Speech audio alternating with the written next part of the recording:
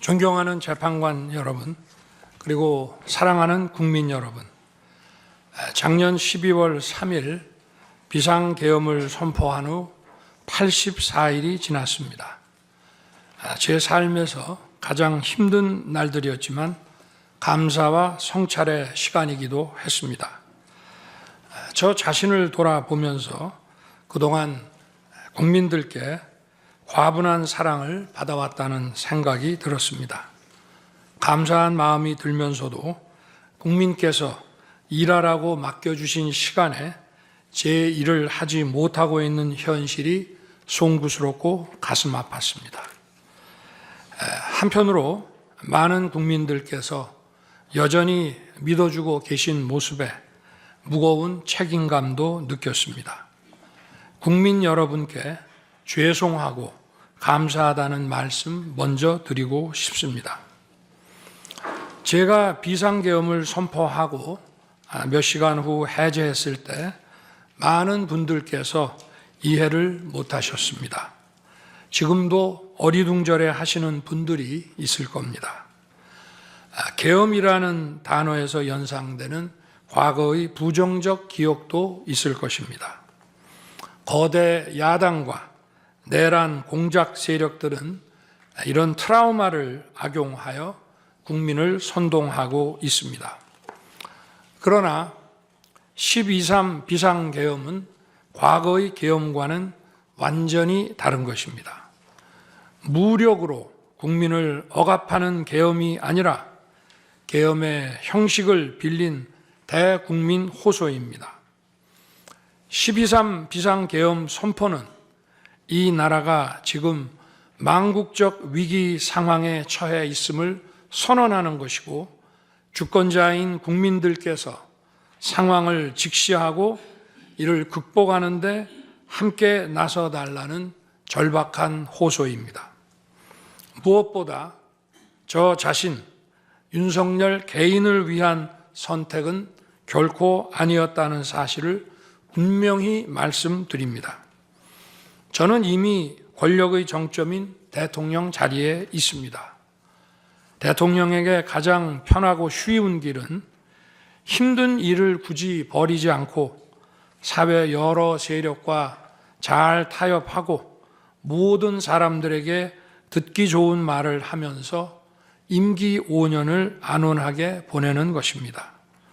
일하겠다는 욕심을 버리면 치열하게 싸울 일도 없고 어려운 선택을 할 일도 없어집니다. 저 개인의 삶만 생각한다면 정치적 반대 세력의 거센 공격을 받을 수 있는 이런 비상계엄을 선택할 이유가 전혀 없습니다.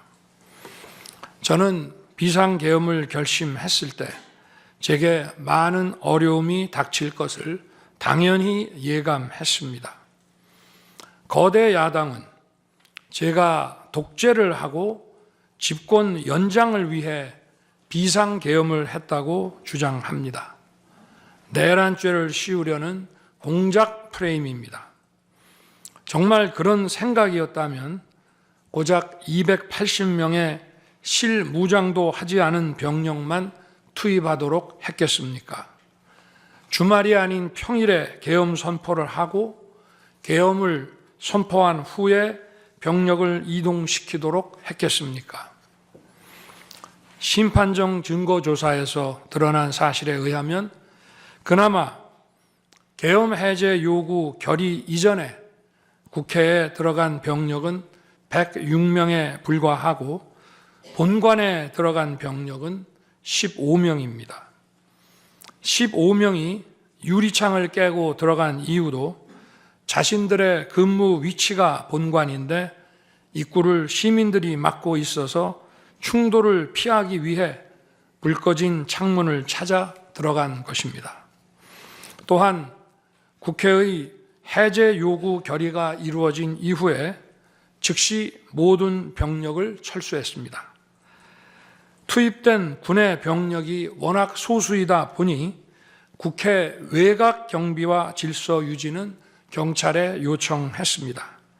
경찰은 인근 전장년 집회 대응 경력 300명을 국회 외곽에 보냈습니다. 부상당한 군인들은 있었지만 일반 시민들은 단 한 명의 피해도 없었습니다. 처음부터 저는 국방장관에게 이번 비상계엄의 목적이 대국민 호소용임을 분명히 밝혔습니다. 또한 국회의 계엄 해제 요구가 신속히 뒤따를 것이므로 계엄 상태가 오래가지 않을 것이라고 했습니다. 하지만 그런 내용을 사전에 군 지휘관들에게 그대로 알릴 수는 없었습니다. 그래서 최소한의 병력을 실무장하지 않은 상태로 투입함으로써 군의 임무를 경비와 질서 유지로 확실하게 제한한 것입니다. 많은 병력이 무장 상태로 투입되면 아무리 조심하고 자제하라고 해도 군중과 충돌하기 쉽습니다. 그런 일이 발생하지 않도록 원천 차단한 것이고 실제 결과도 예상대로였습니다. 제가 소수의 병력, 비무장, 경험 있는 장병 이 세 가지를 장관에게 명확히 지시한 이유입니다. 그런데도 거대 야당은 이것을 내란이라고 주장하고 있습니다. 병력 투입 시간이 불과 2시간도 안 되는데 2시간짜리 내란이라는 것이 있습니까? 방송으로 전 세계, 전 국민에게 시작한다고 알리고 국회가 그만두라 한다고 바로 병력을 철수하고 그만두는 그런 내란을 보셨습니까? 대통령이 국회를 장악하고 내란을 일으키려 했다는 주장은 어떻게든 대통령을 끌어내리기 위한 선동 공작입니다.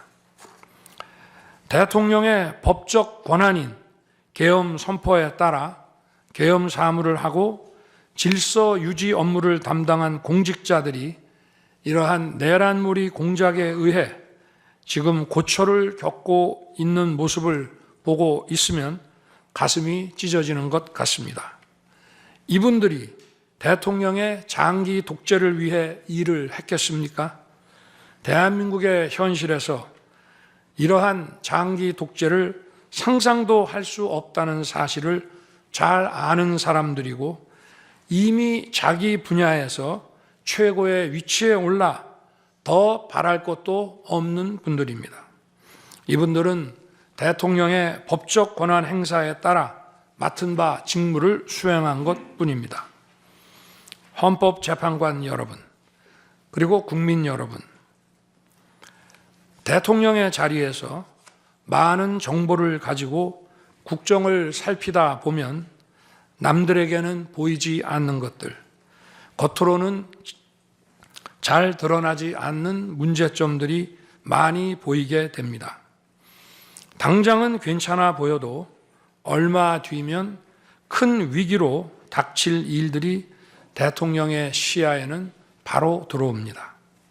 서서히 끓는 솥 안의 개구리처럼 눈앞의 현실을 깨닫지 못한 채 벼랑 끝으로 가고 있는 이 나라의 현실이 보였습니다.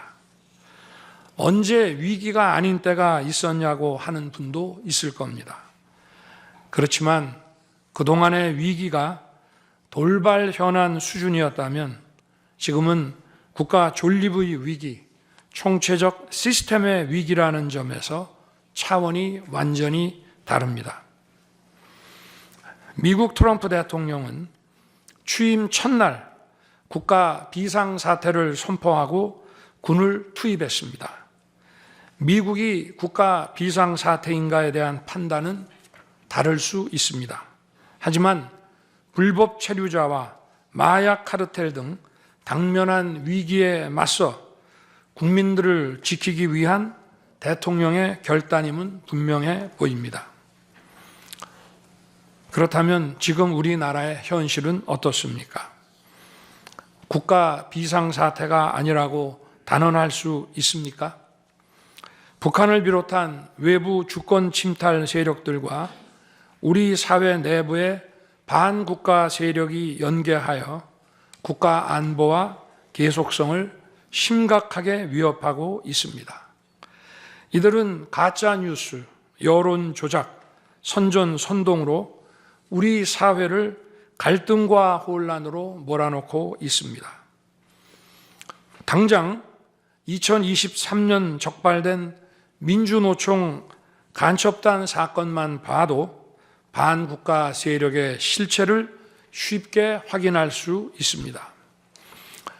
이들은 북한 공작원과 접선하여 직접 지령을 받고 군사시설 정보 등을 북한에 넘겼습니다.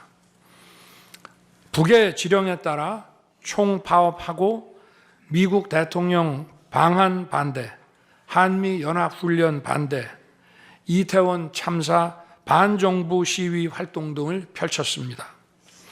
심지어 북한의 지시에 따라 총선과 대선에 개입한 정황도 드러났습니다.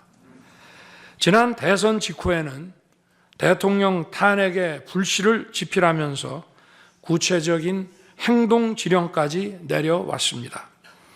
실제로 대통령 당선인이 취임하기도 전인 2022년 3월 26일 윤석열 선제 탄핵 집회가 열렸고, 그때부터 2024년 12월 초까지 무려 178회의 대통령 퇴진 탄핵 집회가 열렸습니다. 이 집회에는 민노총 산하 건설 노조, 언론 노조 등이 참여했고 거대 야당 의원들도 발언대에 올랐습니다. 결국 북한의 지령대로 된 것 아닙니까? 요즘 세상에 간첩이 어디 있냐고 말하는 분들도 있습니다. 하지만 간첩은 없어진 것이 아니라 대한민국의 자유민주주의를 무너뜨리는 체제 전복 활동으로 더욱 진화한 것입니다. 그런데 이러한 간첩 활동을 막는 우리 사회의 방어막은 오히려 약해지고 곳곳에 구멍이 난 상태입니다. 지난 민주당 정권의 입법 강행으로 2024년 1월부터 국정원의 대공수사권이 박탈됐습니다. 간첩단 사건은 노하우가 축적된 기관에서 장기간 치밀하게 수사를 해야 합니다. 그런데 제대로 준비할 시간도 없이 전문성과 경험이 부족한 경찰에 대공수사권이 넘어가 버렸습니다. 간첩이 활개치는 환경이 만들어진 것입니다. 게다가 애써 잡아도 재판이 장기간 방치되는 상황까지 발생하고 있습니다. 현재 재판이 진행 중인 간첩 사건이 민노총 간첩단, 창원 간첩단, 청주 간첩단, 제주 간첩단 등 4건이나 됩니다. 그런데 청주 간첩단 사건은 1심 판결까지 29개월이 넘게 걸렸고, 민노총 간첩단 사건도 1심 판결에 1년 6개월이 걸렸습니다. 이들은 구속기간 만료 후 석방되어 1심 판결로 법정 구속이 될 때까지 버젓이 활보하고 다녔습니다. 현재 창원 간첩단 사건은 2년 가까이 재판이 중단되어 있고, 제주 간첩단 사건도 1년 10개월째 재판이 파행 중입니다. 모두 석방된 상태입니다. 간첩을 잡지도 못하고 잡아도 제대로 처벌도 못하는데 이런 상황이 과연 정상입니까? 그런데도 거대 야당은 민노총을 옹호하기 바쁘고 국정원 대공수사권 박탈에 이어 국가보안법 폐지까지 주장하고 있습니다. 경찰의 대공수사에 쓰이는 특활비마저 전액 삭감해서 영원으로 만들었습니다. 한마디로 간첩을 잡지 말라는 것입니다. 작년에는 중국인들이 드론을 띄워 우리 군사기지, 국정원, 국제공항과 국내 미군 군사시설을 촬영하다 연이어 적발되었습니다. 이들을 간첩죄로 처벌하기 위해서는 법률을 개정해야 하는데 거대 야당이 완강히 거부하고 있습니다. 국가 핵심 기술을 유출하는 산업 스파이도 최근 급증하고 있습니다. 반도체, 디스플레이 등 기술 유출 피해가 수십조 원에 달하는데 그 3분의 2가 중국으로 유출됩니다. 중국은 사진 한 장만 잘못 찍어도 우리 국민을 마음대로 구금하는 강력한 반간첩법을 시행하고 있는데 거대 야당은 산업 스파이를 막기 위한 간첩죄 법률 개정조차 가로막고 있습니다. 또한 거대 야당은 방산 물자를 수출할 때 국회 동의를 받도록 하는 방위사업법 개정안을 당론으로 추진하고 있습니다. 방산 비밀 자료를 국회에 제출해야 하고 거대 야당이 반대하면 방산 물자도 수출할 수 없게 됩니다. 국회에 제출된 방산 비밀 자료들이 제대로 보안 유지가 되며 적대 세력에 넘어가지 않는다고 누가 보장할 수 있겠습니까? 방산 기밀 자료가 이렇게 유출되면 상대국에서 우리 방산 물자를 수입하겠습니까? 북한, 중국, 러시아가 원치 않는 자유세계에 방산 수출을 하지 말라는 말과 같습니다. 방산 수출은 단순히 돈을 버는 것만이 아닙니다. 수출 상대국과 전략적 연대를 강화하고 더 나아가 자유세계 많은 국가들과 국방 협력을 이루어서 우리의 안보를 튼튼하게 하는 것입니다. 이러한 방산 수출을 권장하기는커녕 이렇게 방해하는 것이 결국 누구에게 도움되는 것입니까? 거대 야당은 우리 국방력을 약화시키고 군을 무력화하는 데도 앞장서고 있습니다. 여러분이 다 아시는 바와 같이 북한은 우크라이나에 많은 병력을 파병하여 러시아와 군사 밀착을 시도하고 있습니다. 우리에게 매우 심각한 안보 위협입니다. 그런데도 이를 살피기 위해 참관단을 보내려 하자 거대 야당은 당시 신원식 국방장관 탄핵까지 겁박하며 결사적으로 이를 막았습니다. 심지어 거대 야당은 우크라이나 참관단 파견, 대북 확성기와 오물풍선 대응 검토 등 군의 정당한 안보 활동까지 외환죄라고 우기고 있습니다. 국가와 국민의 안전을 지키려는 대통령을 전쟁광이라고 비난하고 북핵 위협에 대응하는 한미일 합동훈련을 극단적 친일 행위라고 매도했습니다.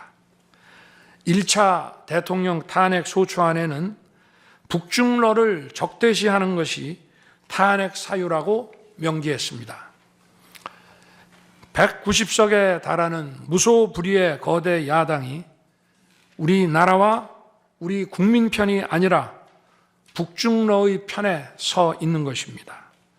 이러한 상황이 국가 위기 상황이 아니면 뭐란 말입니까? 이뿐이 아닙니다. 거대 야당은 핵심 국방 예산을 삭감하여 우리 군을 무력화하려 하고 있습니다. 거대 야당은 전체 예산 가운데 겨우 0.65%만 깎았을 뿐이라고 주장합니다. 그러나 그 0.65%가 어디냐가 중요한 것입니다. 마치 사람의 두 눈을 빼놓고 몸 전체에서 겨우 눈알 2개 뺐다고 말하는 것과 같은 얘기입니다. 거대 야당이 삭감한 국방 예산은 우리 군의 눈알과 같은 예산입니다. 북한 핵과 미사일 기지를 선제 타격하는 키일체인의 핵심인 정찰 자산 예산을 대폭 삭감했습니다. 핵심 전력인 지휘정찰 사업 예산을 2024년 대비 4,852억 원 감액했고, 전술 데이터링크 시스템 성능 개량 사업은 무려 78%를 삭감했습니다. 우리 국민을 향해 날아오는 미사일을 요격하는 KAMD, 즉 한국형 미사일 방어 체계 구축도 예산 삭감으로 개발이 중단될 위기입니다. 장거리 함대공 유도탄 사업을 위해 예산 119억 5,900만 원을 책정했지만 96%를 삭감하고 5억 원만 남겼습니다. 정밀 유도포탄 연구 개발 사업은 84%를 삭감했습니다. 아무리 주먹이 세도 앞이 보이지 않으면 싸울 수 없듯이 감시 정찰 자산이 없으면 아무리 좋은 무기도 무용지물입니다. 게다가 최근 북한의 드론 공격이 큰 위협으로 대두되고 있습니다. 드론 방어 예산 100억 원 가운데 무려 99억 5,400만 원을 깎아서 사업을 아예 중단시켜버렸습니다. 도대체 누구의 지시를 받아서 이렇게 핵심 예산만 딱딱 골라 삭감했는지 저도 궁금할 지경입니다. 게다가 지난 민주당 정권은 국군 방첩사령부의 수사 요원을 2분의 1가량 대폭 감축하여 군과 방산에 대한 정보 활동과 방첩 활동에 심각한 타격을 주었습니다. 또 과거 간첩 사건과 연루된 인물을 국정원의 주요 핵심 간부로 발령내서 국정원이 방첩기관인지 정보 유출기관인지 모를 조직으로 방치하기도 했습니다. 지난 정부 시절 이런 일을 주도한 인물들이 여전히 거대 야당의 핵심 세력으로서 우리의 안보를 흔들고 있습니다. 우리 정부 들어 국가정보원이 국가안보의 중추기관으로 거듭날 수 있도록 노력하였고 국군 방첩사의 역량 보강을 위해 힘썼습니다마는 아직 문제의 뿌리를 제대로 다 드러내지 못했습니다. 부수고 깨뜨리기는 쉬워도 세우고 만들기는 어렵고 시간이 많이 걸리기 때문입니다. 이런 상황이 겉으로는 멀쩡한 것처럼 보이지만 실질적으로 전시사변에 못지않은 국가 위기 상황이라고 저는 판단하고 있습니다. 거대 야당은 야당에 대한 대통령의 인식을 탓하기 전에 공당으로서 국가에 대한 책임 있는 자세와 신뢰를 보여주는 게 우선이라고 저는 생각합니다. 저는 자유민주주의 헌법 원칙, 국가 안보, 핵심 국익 수호만 함께 한다면 어떤 정치 세력과도 기꺼이 대화하고 타협할 자세가 돼 있는 사람입니다. 나라와 국민을 위한 길에 좌파 우파가 어디 있겠습니까? 하지만 자유를 부정하는 공산주의, 공산당 일당 독재, 유물론에 입각한 전체주의가 다양한 속임수로 우리 대한민국에 스며드는 것은 막아야 합니다. 이런 세력과 타협하고 흥정해서는 안 된다고 생각합니다. 우리가 가치를 공유하지 않는 나라와도 교역도 할 수 있고 국제 협력, 상호 이익을 추구할 수도 있습니다. 하지만 우리 정치 체제에 영향을 미치고 스며드는 것은 막아야 합니다. 그것이 국방 안보만큼 중요한 정치 안보입니다. 바로 우리의 자유민주주의를 지키는 길입니다.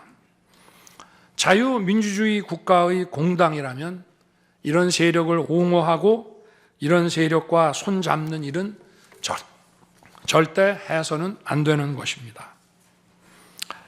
재판관 여러분, 그리고 국민 여러분, 거대 야당은 제가 취임하기도 전부터 대통령 선제 탄핵을 주장했고, 줄탄핵, 입법 폭주, 예산 폭거로 정부의 기능을 마비시켜 왔습니다. 거대 야당은 이러한 폭주까지도 국회의 정당한 권한 행사라고 강변합니다. 그러나 국회의 헌법적 권한은 국민을 위해 쓰라고 부여된 것입니다. 자신들의 정치적 목적을 위해 정부 기능을 마비시키는데 그 권한을 악용한다면 이는 헌정 질서를 붕괴시키는 국헌문란의 다름 아닙니다. 또한 거대 야당은 제가 비상계엄으로 국회의 권능을 마비시키려 했다며 내란몰이를 계속하고 있습니다. 하지만 거대 야당은 제가 대통령에 취임한 이후, 아니 취임하기도 전부터 지금까지 지속적으로 끈질기게 정부의 권능을 마비시켜 왔습니다. 마치 정부를 마비시키는 것이 유일한 목표인 것처럼 국회의 권한을 마구마구 휘둘러 왔습니다. 국회의원과 직원들의 출입도 막지 않았고 국회 의결도 전혀 방해받지 않은 2시간 반짜리 비상계엄과 정부 출범 이후 2년 반 동안 줄탄핵, 입법 예산 폭거로 정부를 마비시켜온 거대 야당 가운데 어느 쪽이 상대의 권능을 마비시키고 침해한 것입니까? 거대 야당은 국무위원들은 물론이고 방통위원장, 검사, 감사원장에 이르기까지 탄핵하고 또 탄핵했습니다. 탄핵 사유가 되는지 여부는 전혀 중요하지 않았습니다. 심지어 거대 야당 대표를 노려봤다고 장관을 탄핵하기도 했습니다. 일단 탄핵해서 직무를 정지시켜 놓고 정작 헌재 탄핵 심판에서는 탄핵 사유를 마음대로 변경하는 황당한 일도 반복해 왔습니다. 얼마 전 중앙지검장 등 검사들에 대한 탄핵 심판을 재판관 여러분께서 직접 진행하시지 않았습니까? 기자회견장에서 거짓말을 했다는데 실제로는 그 기자회견장에 나오지도 않았고 국정감사에서 허위 증언을 했다는데 정작 국정감사에 출석하지도 않았습니다. 기본적인 탄핵 사유조차 틀렸는데도 일단 직무부터 정지시키고 보는 것입니다. 이것이 과연 정상적인 일입니까? 거대 야당의 공직자 줄 탄핵은 정부 기능을 마비시키는 차원을 넘어 헌정 질서 붕괴로 치닫고 있습니다. 이태원 참사가 발생하자 거대 야당은 연일 진상규명을 외치면서 참사를 정쟁에 이용했습니다. 급기야 행정안전부 장관을 탄핵했습니다. 당시 북한이 민노총 간첩단에게 보낸 지령문에 이런 내용이 있습니다.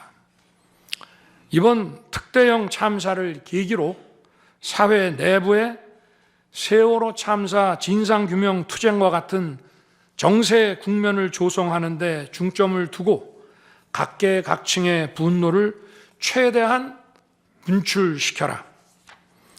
거대 야당이 북한 지령을 받은 감첩단과 사실상 똑같은 일을 벌인 것입니다. 이야말로 사회의 갈등과 혼란을 키우는 선동 탄핵이라 할 것입니다. 거대 야당은 자신들의 당대표를 수사하는 검사들도 줄줄이 탄핵하고 서울중앙지검장까지 탄핵했습니다. 검사 탄핵은 그 자체로도 수사 방해이지만 검사 탄핵을 지켜보는 판사들에 대한 겁박이 되기 마련입니다. 야당 대표에 대한 검찰 수사를 막고 야당 대표의 범죄를 심판할 판사들까지 압박하기 위한 방탄 탄핵인 것입니다. 급기야 거대 야당은 지난 정부의 이적 행위를 감사하던 감사원장까지 탄핵했습니다. 거대 야당은 감사원장 탄핵 소추안에 사드 정식 배치 고의 지연 의혹 감사를 탄핵 사유로 포함시켰습니다. 이 사건은 지난 민주당 정부의 안보라인 고위직 인사 4명이 주한 중국 대사관 무관에게 사드 배치 작전명, 작전 일시, 작전 내용 등 국가 기밀 정보를 넘겨준 간첩 사건입니다. 감사원은 이를 적발하고 검찰에 수사 의뢰하는 등 감사 조치를 진행하였는데 이것이 탄핵 사유라는 것입니다. 자신들의 간첩 행위를 무마하기 위한 이적 탄핵이 아닐 수 없습니다. 헌법기관인 감사원장에 대한 무차별 탄핵은 그 자체로도 심각한 헌법 파괴 행위이지만 이적 행위까지 탄핵으로 덮는 것을 보며 이야말로 자유민주주의를 무너뜨리는 망국적 위기 상황이라고 판단한 것입니다. 또 한편 정부 각 부처들은 국민의 세금으로 엄청난 규모의 예산을 사용 집행하고 있습니다. 수많은 산하 기관도 거느리고 있습니다. 그런데 이런 부처의 수장들을 탄핵 소추로 직무정지시켜 그 부처의 기능을 마비시키거나 심각하게 저해한다면 기회 비용과 재정적 측면에서도 국가와 국민에 얼마나 막대한 경제적 피해를 입히는 것이 되겠습니까? 거대 야당은 공직자를 무차별 탄핵 소추하고 소추인 난 변호사 비용도 국민 세금으로 사용하고 있습니다. 그렇지만 억울하게 탄핵 소추된 공직자들은 직무가 정지된 상황에서 자기 개인 자금으로 변호사 비용까지 조달해야 합니다. 정부 공직자들은 거대 야당의 이러한 폭거에 한없이 위축될 수밖에 없습니다. 이처럼 거대 야당은 선동 탄핵, 방탄 탄핵, 이적 탄핵으로 대한민국을 무너뜨리고 있습니다.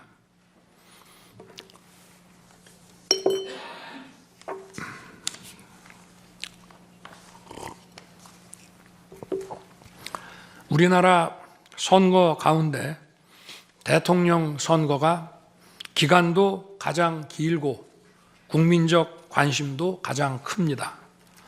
그만큼 직선 대통령의 민주적 정당성은 다른 선출직 공직자에 비해 그 무게가 다릅니다. 과거 우리나라 민주화 운동은 한마디로 대통령 직선제 확보였다고 해도 과언이 아닙니다.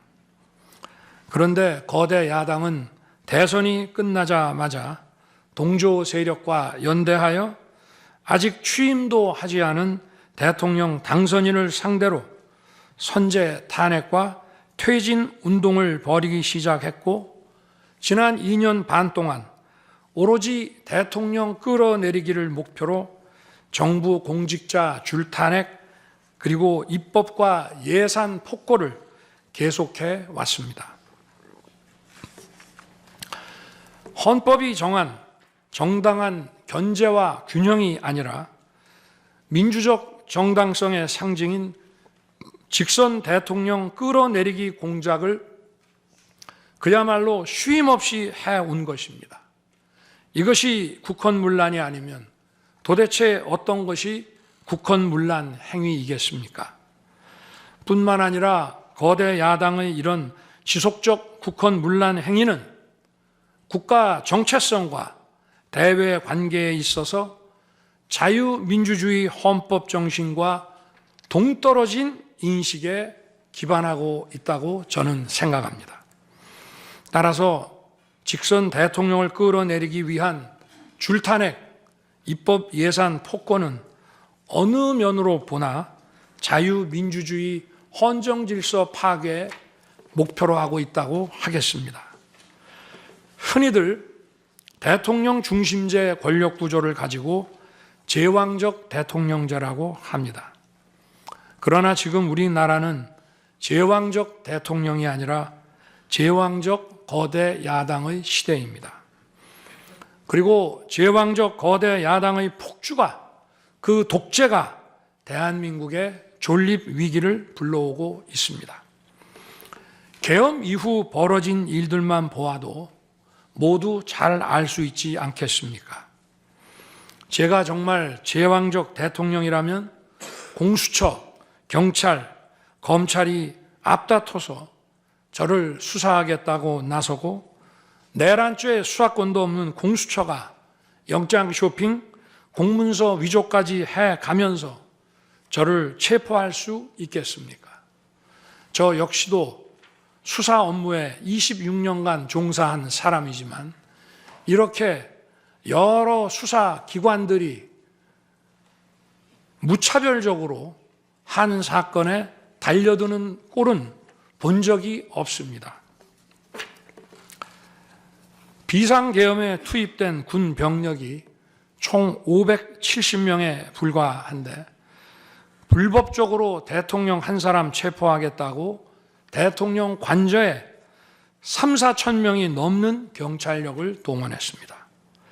대통령과 거대 야당 가운데 어느 쪽이 제왕적 권력을 휘두르며 이 나라의 헌정 질서를 무너뜨리고 있습니까?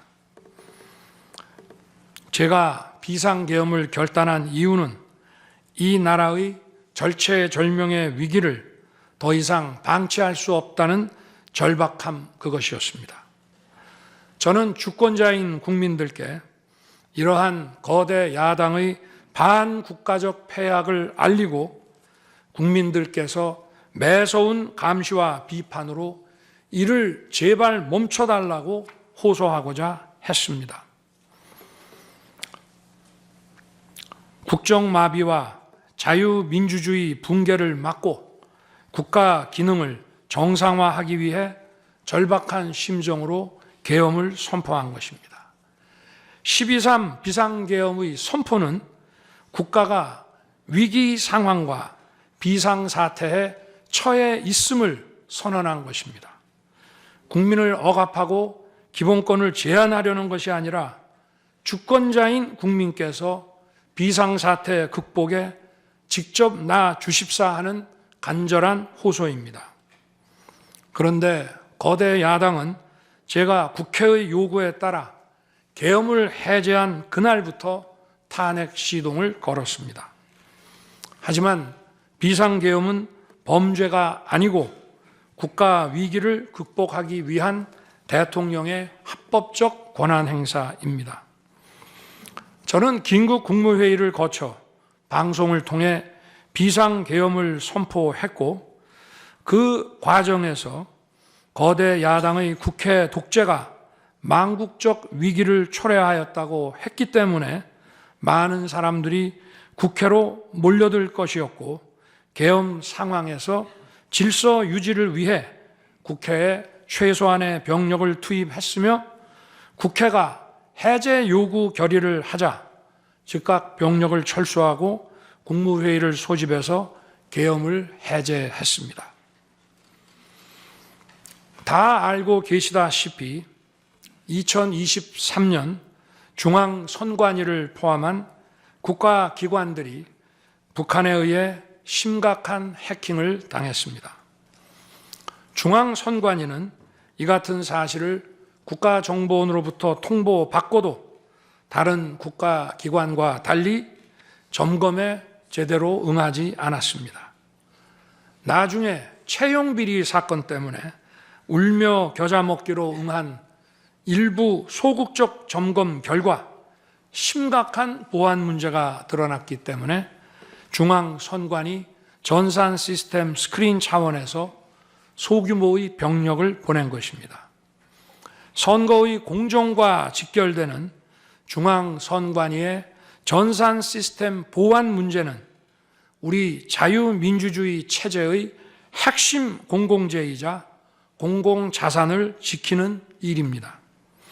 더구나 그동안의 선거 소송에서 드러난 다량의 가짜 부정투표 용지, 그리고 투표 결과가 도저히 납득하기 어렵다는 통계학과 수리과학적 논거 등에 비추어 중앙선관위의 전산 시스템에 대한 투명한 점검 필요성이 꾸준히 제기되어 왔습니다.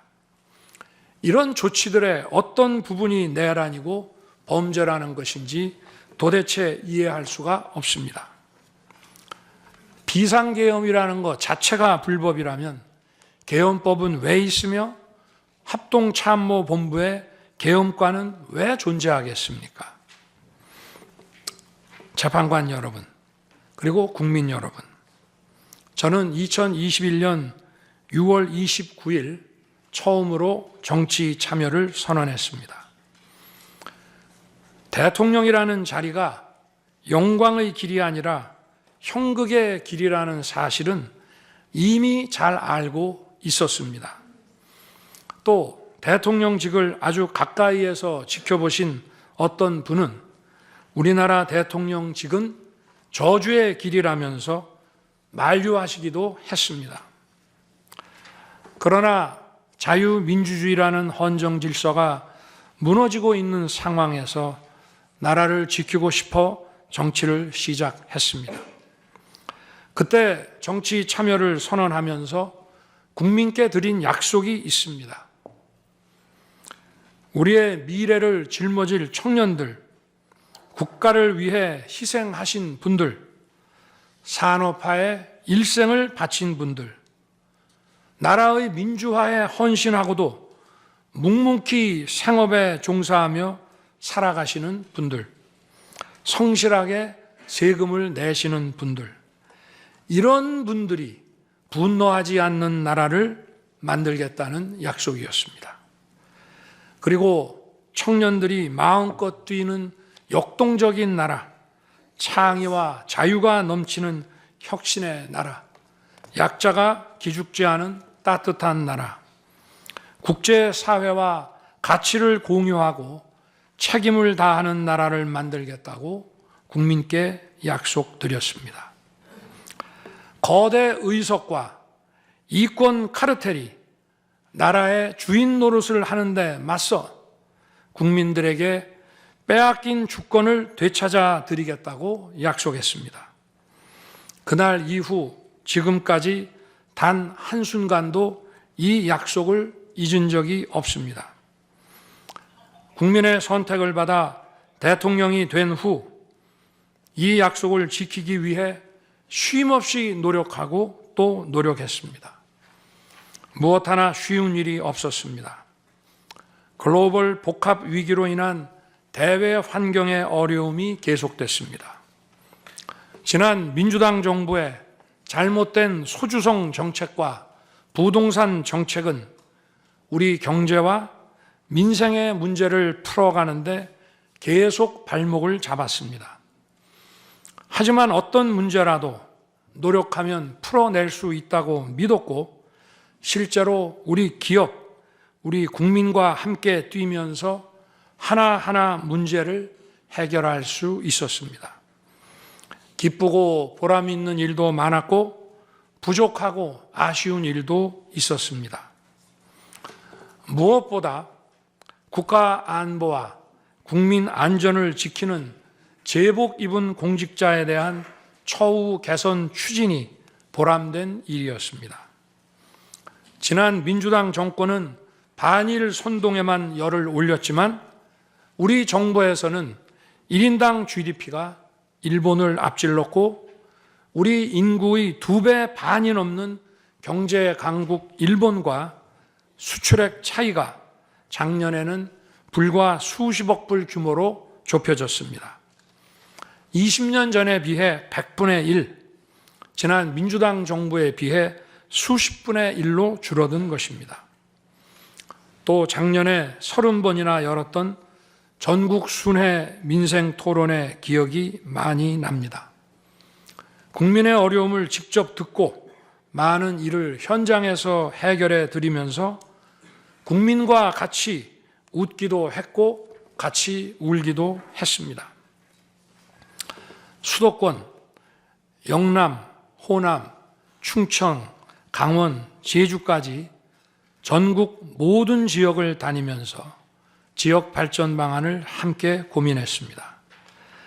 우리 국민들께서 전국 어디에 사시든 공정한 기회를 누리며 행복하게 살 수 있도록 만들어서 진정한 국민 통합을 이루고 싶었습니다. 다시 그렇게 일할 기회가 있을까 마음이 아립니다.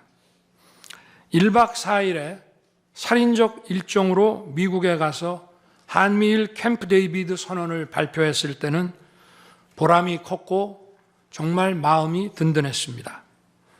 방산 수출에 물꼬를 트고 팀 코리아가 체코 원전 건설 사업의 우선 협상 대상자로 선정됐을 때에는 어린아이같이 기뻤습니다. 아쉬웠던 순간도 떠오릅니다. 기업과 국민들에게 꼭 필요한 법안들은 하염없이 뒤로 밀어놓고 거부권을 행사할 수밖에 없는 위헌적 법안, 핵심 국익에 반하는 법안들이 야당 단독으로 국회에서 일사천리 통과될 때에는 답답했습니다. 국방, 치안, 민생을 위해 꼭 필요한 아킬레스건 예산들이 삭감됐을 때에는 막막했습니다. 지금 저는 잠시 멈춰서 있지만 많은 국민들, 특히 우리 청년들이 지금 대한민국이 처한 상황을 직시하고 스스로 주권을 되찾고 나라를 지키기 위해 나서고 있습니다. 비상계엄의 목적이 망국적 위기 상황을 알리고 헌법 제정 권력인 주권자들께서 나서 주시기를 호소하는 것이었는데 이것만으로도 비상계엄의 목적이 상당 부분 이루어졌다고 생각하게 됩니다. 저의 진심을 이해해 주시는 우리 국민과 청년들에게 진심으로 감사 말씀을 드리고 싶습니다. 제가 직무에 복귀하게 되면 나중에 또다시 계엄을 선포할 것이라는 터무니없는 얘기도 있습니다. 계엄의 형식을 빌린 대국민 호소로 이미 많은 국민과 청년들께서 나라의 상황을 직시하고 나라 지키기에 나서고 계신데 그런 일을 또 할 이유가 있겠습니까? 결코 그런 일은 없을 것입니다.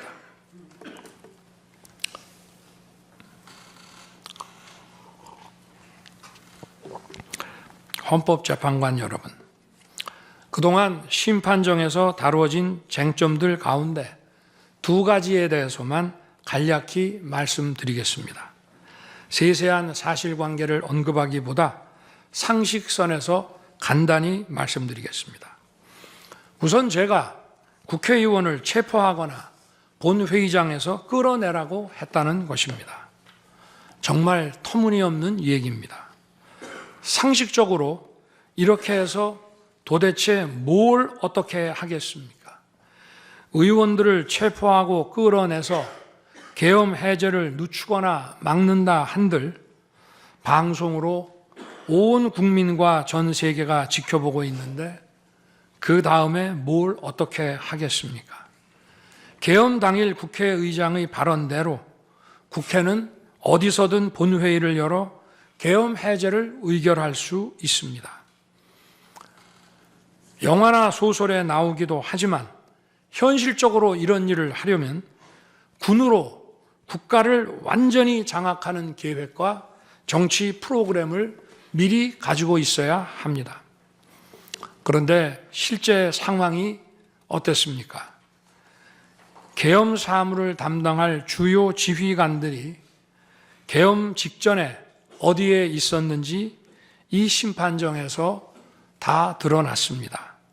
장관 재가를 받아 지방 휴가를 가거나 부부 동반 만찬, 간부 만찬 회식을 하다가 대통령의 계엄 선포 직후에야 국방장관으로부터 업무 지시를 받았습니다. 준비된 치밀한 작전 계획이나 지침이 없었기 때문에 혼선과 허술함도 있었습니다. 국방장관이나 지휘관들이나 경험이 풍부한 군사 전문가들인데 이들이 왜 이랬겠습니까? 12.3 계엄 선포는 계엄의 형식을 빌린 대국민 호소이고 과거 계엄과는 다른 것이었기 때문입니다. 이미 민주주의를 수십 년 경험하고 몸에 밴 우리 50만 군이 임기 5년 단임 대통령의 사병 노릇을 할 리가 있습니까? 제가 비상계엄을 선포한 이유는 오로지 주권자인 국민들에게 국회의 망국적 독재로 나라가 위기에 빠졌으니 이를 직시하고 감시와 비판의 견제를 직접 해달라는 것이었습니다. 공화국의 대의제 위기에 헌법 제정 권력인 주권자가 직접 나서야 한다는 호소였습니다. 의원을 체포하거나 끌어내라고 했다는 주장은 국회에 280명의 질서유지 병력만 계비간 상태에서 앞뒤가 맞지 않는 얘기입니다. 국회가 비어있는 주말도 아니고 회기 중인 평일에 이런 병력으로 터무니없는 얘기입니다. 의원만 300명이고 직원들과 보좌진을 합치면 몇천 명이 넘습니다. TV 생중계를 보더라도 계엄 선포 후 얼마 지나지 않아 이미 국회 마당과 본관에는 수천 명의 국회 관계자와 민간인들이 들어왔습니다.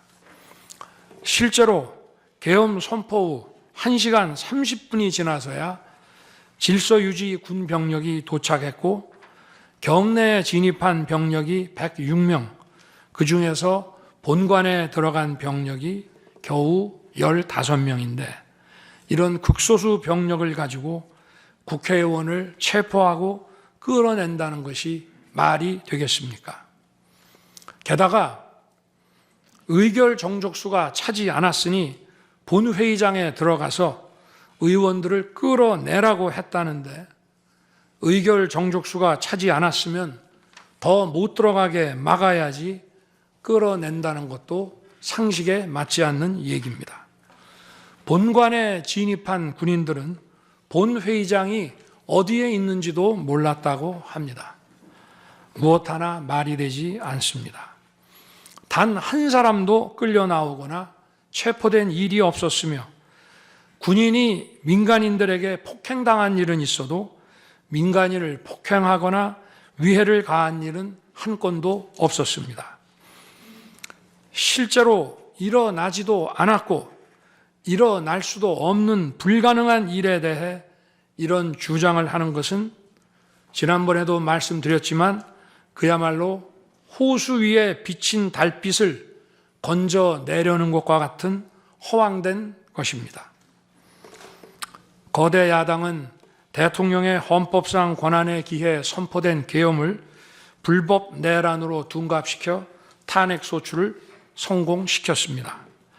그리고는 헌재 심판에서는 탄핵 사유에서 내란을 삭제했습니다. 그야말로 초유의 사기 탄핵이 아닐 수 없습니다. 내란이냐 아니냐는 긴 시간의 복잡한 심리를 통해 가려지는 게 아닙니다. 내란이냐 아니냐는 판례에서 보듯이 실제 일어난 일과 진행된 과정에서 드러난 결과로 누구나 쉽게 바로 알 수 있어야 내란이 되는 것입니다. 거대 야당과 소추단이 헌재 심판 대상에서 내란을 삭제한 이유는 심판의 심리 시간을 단축시키려는 것이 아니라 내란의 실체가 없기 때문입니다. 더구나 12.3 계엄은 발령부터 해제까지 역사상 가장 빨리 종결된 계엄입니다. 그러다 보니 계엄사령부 조직도 구성되지 못했고 예하 수사본부 조직도 전혀 만들어지지 못한 채 그냥 계엄이 종료됐습니다. 비상계엄 국무회의에 대해 간단히 말씀드리겠습니다. 계엄 당일 국무회의는 국무회의로 보기 어렵다는 주장이 있습니다. 그런데 국무회의를 할 것이 아니었다면 도대체 12월 3일 밤에 국무위원들이 대통령실에 온 이유를 오히려 제가 묻고 싶습니다. 국무회의가 아니라 간담회 정도였다는 주장도 있습니다만 그날이 간담회를 할 상황은 아닙니다. 간담회는 의사 정족수도 없는데 국무회의 의사 정족수가 찰 때까지 왜 기다렸겠습니까? 당일 저녁 8시 반부터 국무위원들이 차례로 오기 시작했고 저는 비상계엄에 대해 설명하고 국방장관은 계엄의 개요가 기재된 비상계엄 선포문을 나눠줬습니다. 국무위원들은 경제적, 외교적으로 어려움이 있다고 우려했고 저는 대통령으로서 각 부처를 관장하는 국무위원들의 생각과 다른 생각을 가지고 있으며 국가가 비상 상황이고 비상한 조치가 필요함을 설명했습니다. 그리고 각 부처 장관의 우려사항, 예를 들어 경제부총리의 금융시장 혼란 우려와 외교장관의 우방국 관계 우려는 제가 걱정하지 말라고 했습니다. 국무위원들이 과거의 계엄을 연상하고 있는 상황에서 저는 그냥 걱정하지 말라고 할 수밖에 없었습니다. 의사 정족수 충족 이후 국무회의 시간은 5분이었지만 그 이전에 충분히 논의를 한 것입니다. 다음 날 새벽 해제 국무회의는 소요 시간이 단 1분이었습니다.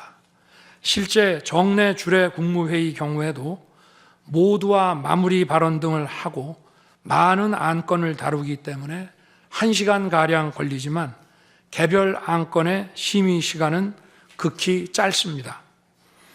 또한 비상계엄을 위한 국무회의를 정례 주례 국무회의처럼 하기는 어렵습니다. 보안 유지가 중요하고 그렇게 해야 혼란도 줄이고 질서 유지 병력도 최소화할 수 있기 때문입니다. 이상민 전 행안부 장관은 지난 심판정에서 그동안 국무회의를 100여 차례 참석했지만 이번 국무회의처럼 실질적으로 열띤 토론이나 의사 전달이 있었던 것은 처음이라고 했습니다. 국무회의 배석을 위해 비서실장과 안보실장도 통상처럼 대통령실로 나오도록 했고 국가 안보의 문제이기도 해서 국정원장도 참석시켰습니다. 1993년 8월 13일 김영삼 대통령께서 긴급 재정경제명령으로 금융실명제를 발표했을 때도 국무위원들은 소집 직전까지 발표한다는 사실 자체를 몰랐고 국무회의록도 사후에 작성됐습니다. 그때 상황은 이인재 당시 노동부 장관께서 이미 공개적으로 설명한 바 있습니다. 그러나 아무도 이를 두고 국무회의가 없었다고 하지 않았고 당시 헌법재판소는 긴급명령 발동을 모두 합헌이라고 결정했습니다. 그 밖에 여러 쟁점들에 대해서는 변호인단의 변론으로 가름하겠습니다. 재판관 여러분, 그리고 국민 여러분, 저는 언젠가 해야 하고 누군가 해야 하는 일이라면 지금 제가 하겠다는 마음으로 대통령직을 수행해 왔습니다. 그래서 임기 전반부 동안 역대 정부들이 표를 잃을까 봐 하지 못했던 교육, 노동, 연금의 3대 개혁을 중심으로 국정개혁 과제를 과감하게 추진했습니다.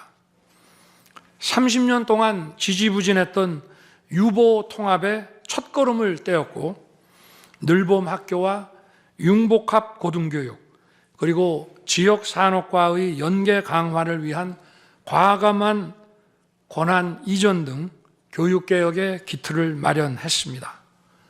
노사 법치의 틀을 새롭게 세우고 4차 산업혁명 시대에 적응하기 위한 노동 유연화와 노동 보호의 개혁 물꼬도 텄습니다. 국가적 난제였던 연금 개혁도 역대 정부 최초로 방대한 수리 분석과 신층 여론조사를 진행하였고 수용성이 높은 방안을 만들어 국회에 제출했습니다. 대통령 임기 초반에는 국민과 유권자에게 선거 때 약속한 공약과 국정과제의 실천, 또 민생에 영향이 큰 사회개혁의 추진이 우선이기 때문에 이러한 스케줄에 맞춰 일해 온 것입니다. 어느 정권이나 임기 초기에는 선거 공약과 국정과제 이행이 우선이므로 정치 개혁에는 신경 쓸 여력이 없습니다. 그러다가 전직 대통령들의 5년 임기가 금방 다 지나갔고 변화된 시대에 맞지 않는 87 체제가 여전히 유지되고 있습니다. 정치가 국민을 불편하게 만들고 나라의 발전을 가로막고 있습니다. 또 국가의 미래를 결정하는 일에 미래의 주역인 청년들이 참여할 수 있도록 정치와 행정의 문턱이 더 낮춰져야 합니다.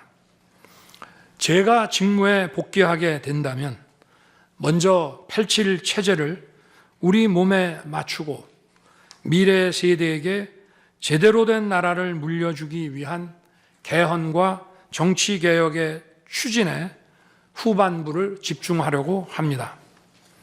저는 이미 대통령직을 시작할 때부터 임기 중반 이후에는 개헌과 선거제 등 정치개혁을 추진하겠다는 계획을 가지고 있었습니다. 현직 대통령의 희생과 결단 없이는 개헌과 정치개혁을 할 수 없습니다. 그래서 내가 이것을 해내자고 생각했던 것입니다. 저는 여러 전직 대통령들이 후보 시절 공약하고도 이행하지 못한 청와대 국민 반환도 당선 직후 즉시 추진하고 이행한 바 있습니다. 자녀 임기에 연연해하지 않고 개헌과 정치개혁을 마지막 사명으로 생각하여 87 체제 개선에 최선을 다하고 싶습니다. 개헌과 정치개혁 과정에서 국민 통합을 이루는 데도 노력을 다할 것입니다.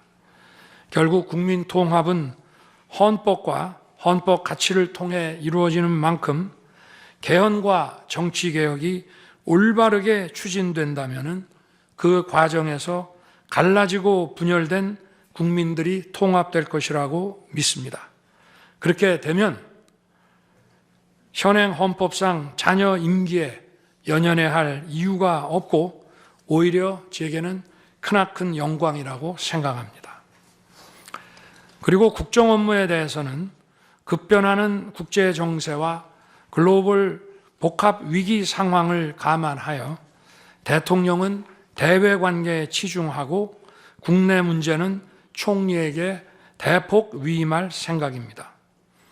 우리 경제는 다른 어느 나라보다 대외 의존도가 높습니다.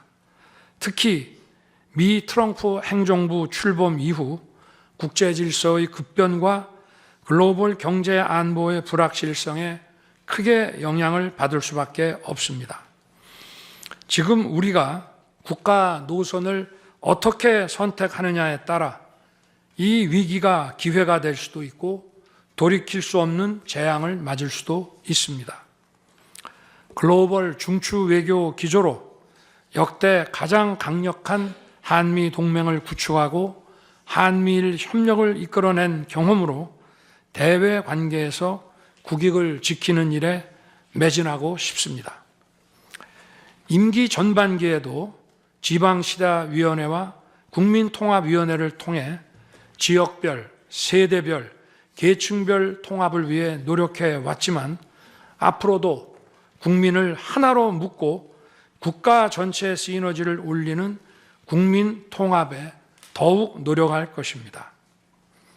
존경하는 헌법재판관 여러분, 먼저 촉박한 일정의 탄핵 심판이었지만 충실한 심리에 애써주신 재판관님들께 깊이 감사드립니다.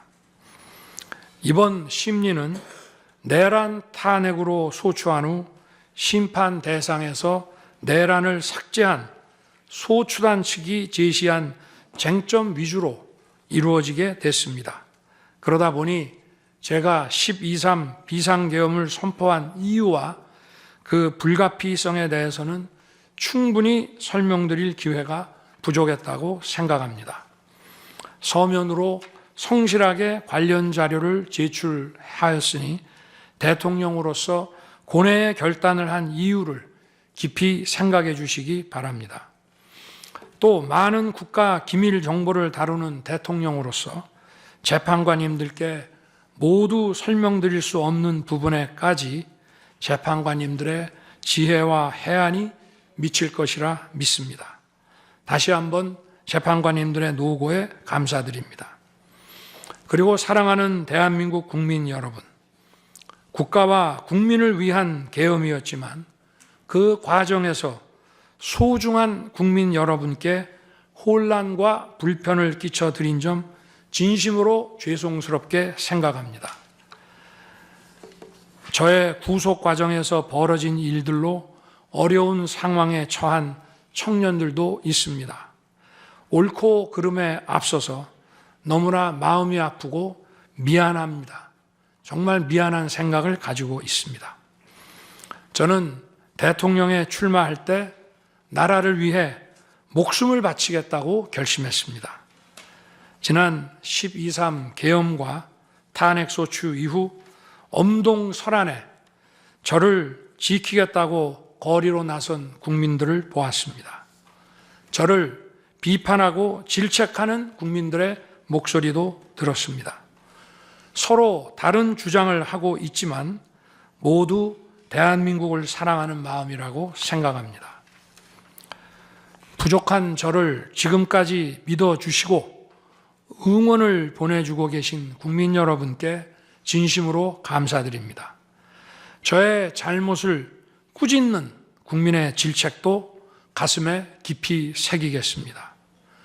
그리고 이 모든 과정이 새로운 대한민국으로 도약하는 디딤돌이 될 수 있도록 최선을 다하겠습니다. 감사합니다.